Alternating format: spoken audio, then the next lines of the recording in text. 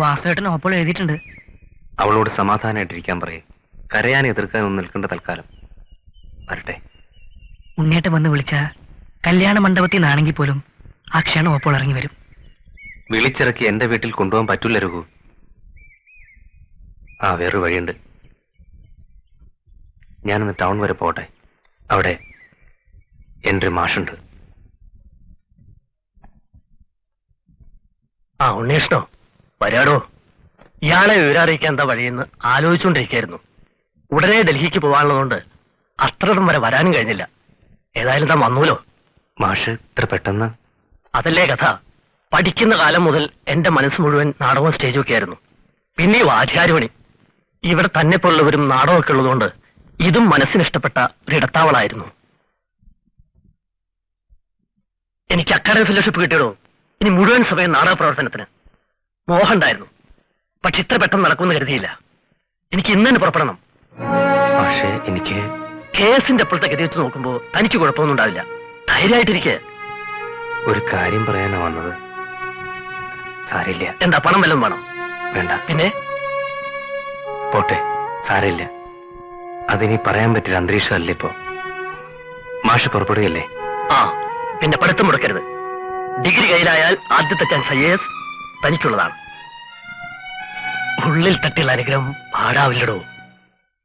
ആ പെൺകുട്ടി 100 വട്ടം വന്ന് മൊഴി തരുമെന്ന് ഉറപ്പ് പറഞ്ഞതുകൊണ്ടല്ലേ ഞാൻ ആ സംഭവം കേസിന്റെ ഭാഗമാക്കിയത്. എന്നിട്ട് അനുകൂലമായ ഒരു സ്റ്റേറ്റ്മെന്റ് ചോദിച്ചപ്പോ അങ്ങനെ ഒരു സംഭവമേ ഉണ്ടായിട്ടില്ലെന്നാണ് തന്റെ പ്രിൻസിപ്പാൾ പറഞ്ഞത്. അദ്ദേഹം ആർക്കു വേണ്ടി കളവ് പറയാണ് സാർ. ആയിരിക്കാം. പക്ഷേ കള്ളക്കേസുകൾ വാദിച്ച് എനിക്ക് ശീലമില്ല. ആ പെൺകുട്ടിയുടെ മൊഴി വാങ്ങാമെന്ന് കരുതിയപ്പോ തന്റെ മകളുടെ ജീവിതത്തിൽ അങ്ങനെ ഒരു സംഭവമേ ഉണ്ടായിട്ടില്ലെന്നാണ് ആ കുട്ടിയുടെ അച്ഛന്റെ നിലപാട്. അപ്പൊ പിന്നെ ഞാൻ ആരായി? അച്ഛന്റെ നിലപാട് എന്തുവാകട്ടെ സാർ, അവളുടെ മൊഴിയല്ലേ പ്രധാനം. അതിന് അവളെ കാണാൻ അച്ഛൻ അനുവദിച്ചിട്ട് വേണ്ടേ? നോ സാർ, മേഴ്സി ഒഴിഞ്ഞു മാറൂല. അവളെ കൊണ്ട് ഞാൻ പറയിക്കും. താൻ എന്റെ ആരുമല്ല. പ്രായപൂർത്തിയായ ഒരു പെൺകുട്ടിയുടെ അച്ഛനാണ് ഞാൻ.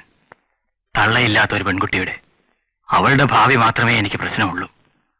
ആ ദണ്ണം തനിക്ക് പറഞ്ഞാൽ മനസ്സിലാവില്ല. സർ, മേഴ്സി സത്യം മാത്രം പറഞ്ഞാൽ മതി. എന്ത് സത്യം? 4-5 പേർ എന്റെ മകളെ ബലാത്സംഗം ചെയ്യാൻ ശ്രമിച്ചുവെന്ന് എന്റെ മകൾ കോടതിയിൽ വന്ന് വിളിച്ചു പറയണോ?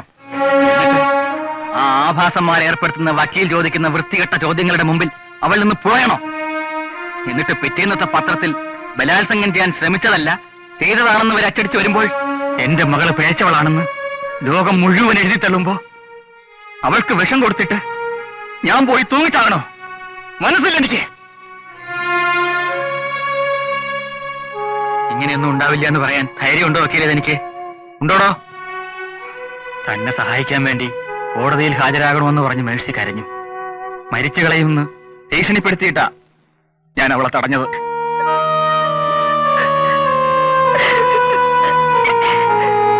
ഞാൻ തന്റെ കാല് പിടിച്ചപേക്ഷിക്കാം. എന്റെ മോളുടെ ജന്മം തുലയ്ക്കരുത്. ഇല്ലെങ്കിൽ ഞാൻ വല്ല അതിക്രമവും കാണിക്കും.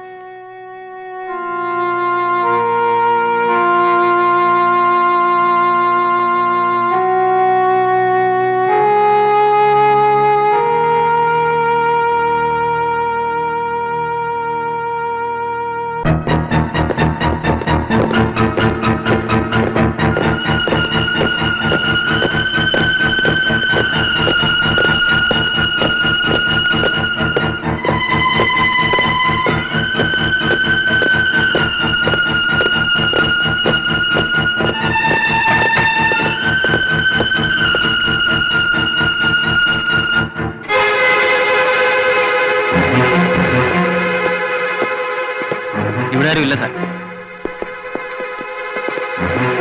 ഓഫീസർ ഒരു കാര്യം മനസ്സിലാക്കണം. കളവ് പറഞ്ഞ് ശീലമുള്ളവരല്ല ഈ തറവാട്ടുകാരെ. ഞെളിയന്റെ മൂപ്പിലെ ഞങ്ങൾ തെരഞ്ഞെടുത്ത് കിടക്കുന്ന തന്റെ സന്തതിയും ഈ തറവാട്ടിലുള്ളത് തന്നെയല്ലേ?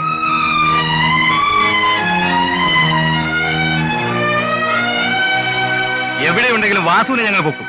അവൻ വന്ന ഉടനെ വിവരം അറിയിച്ചാൽ അവനും നല്ലത്, നിങ്ങൾക്ക് നല്ലത്.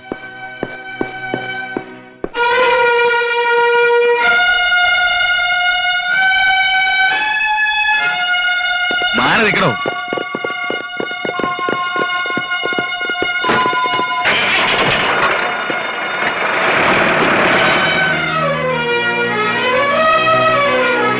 എന്താ കുഞ്ഞികൃഷ്ണായി കാണുന്നേ?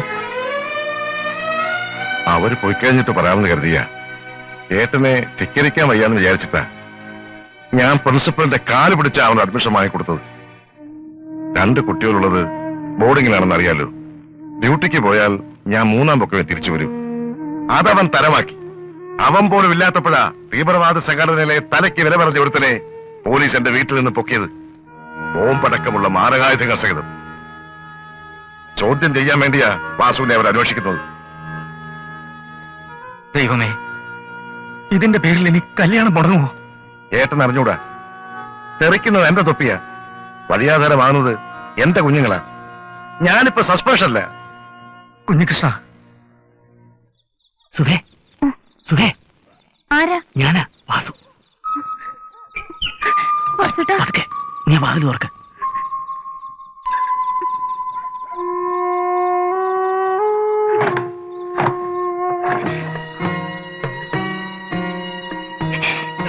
കരയാതെ. നിന്റെ കത്ത് കിട്ടിയെന്നാ എനിക്ക് ഒളിവിൽ പോകേണ്ടി വന്നത്. പോലീസുകാർ ഇവിടെയും വന്നു. എനിക്ക് വിശക്കുന്നു. പല തിരിപ്പുണ്ടെങ്കിൽ നീ വിളമ്പ്. വാ. മതി. കല്യാണക്കാരി എവിടം വരെയായി? ആളുറപ്പിച്ചു. എന്താ എതിരഭിപ്രായമുണ്ടോ? അച്ഛാ, നീ അകത്തു പോ. ഉറപ്പിച്ച മുഹൂർത്തത്തിൽ ഇവളുടെ കല്യാണം നടക്കും. ഞാൻ നടത്തിക്കും. മുടക്കാൻ നിൽക്കണ്ട. ചങ്ങാതിക്ക് വേണ്ടി വക്കാലത്തും വേണ്ട. അച്ഛൻ എന്നെ വേണ്ട. എനിക്കിനി ആരെയും മനസ്സിലാക്കണ്ട. പന്തലിന് കരാറേൽപ്പിച്ചു. നാട്ടുകാരെ മുഴുവൻ ക്ഷണിച്ചും കഴിഞ്ഞു. പക്ഷേ കല്യാണം നടക്കുമ്പോൾ നീ വേണ്ട. ഇനി അത് മുടങ്ങാനാണ് വിധിയെങ്കിൽ അന്ന് എന്റെ ശവദാഹം നടക്കും. അതും കഴിഞ്ഞേ നാട്ടുകാർ പിരിയൂ, പന്തലഴിക്കൂ. പക്ഷേ ചിതയ്ക്ക് തീ കൊളുത്താൻ നീ പാടില്ല. രഘു ധാരാളം. അച്ഛാ, മിണ്ടരുത്. ഈ നിമിഷം ഇവിടെ നിന്ന് ഇറങ്ങണം. പോലീസിൽ പിടിച്ചേൽപ്പിക്കാൻ എന്നെ നിർബന്ധിക്കരുത്.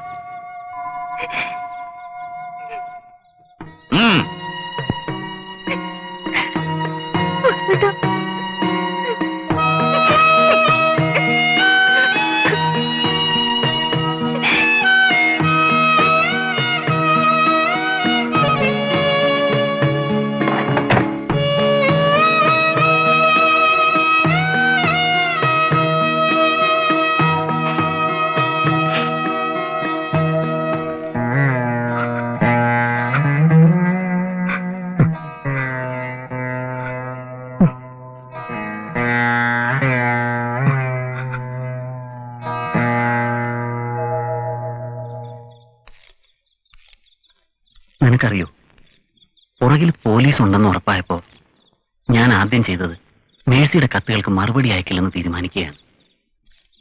ആശിപ്പിച്ചതാ, പക്ഷെ അർത്ഥം മുറിച്ചേ പറ്റൂ.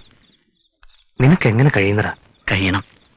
പണ്ട് മേഴ്സിയുടെ മുമ്പിൽ വെച്ച് നീ ഒരിക്കൽ പറഞ്ഞു, ആയുസ് കത്തിമുനയിൽ പണയം വെക്കുന്നവന് പ്രേമിക്കാൻ അവകാശമില്ലെന്ന്. കൊലച്ചോറുണ്ണുന്നവൻ അതിന്റെ പങ്കിന് അവകാശം ഉണ്ടാക്കിക്കൂടുന്നു. ശരിയാ വാസു, സത്യമാണടാ. എനിക്ക് നിനക്ക് ഒരുപോലെ ബാധകമായ സത്യം. മനസ്സിലായില്ല. ആ, പറയാം. നീ സുധയെ മറക്കണം. ആ, എല്ലാം അറിഞ്ഞുകൊണ്ട് തന്നെ പറയാ. മറക്കണം. എന്റെ പെങ്ങളാണെന്ന് കരുതണ്ട.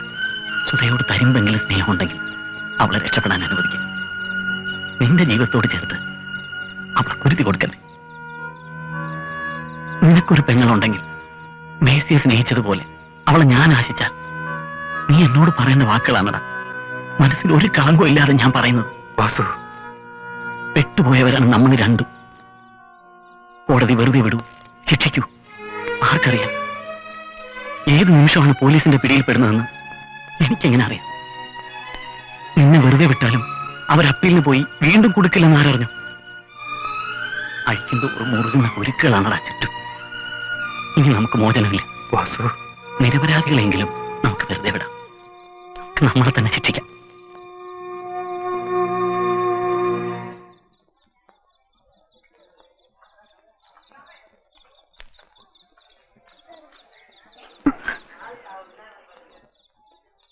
എന്തു പറഞ്ഞു ഉണ്ണേട്ടൻ?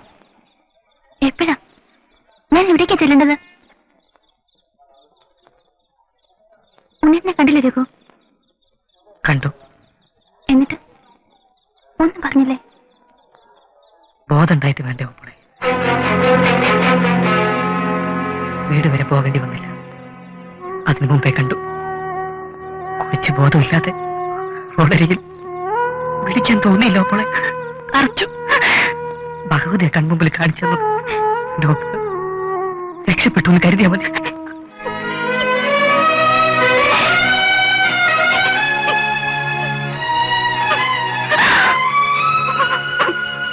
അച്ഛൻ മനസ്സിൽ കണ്ടത് തന്നെയാ ശരി.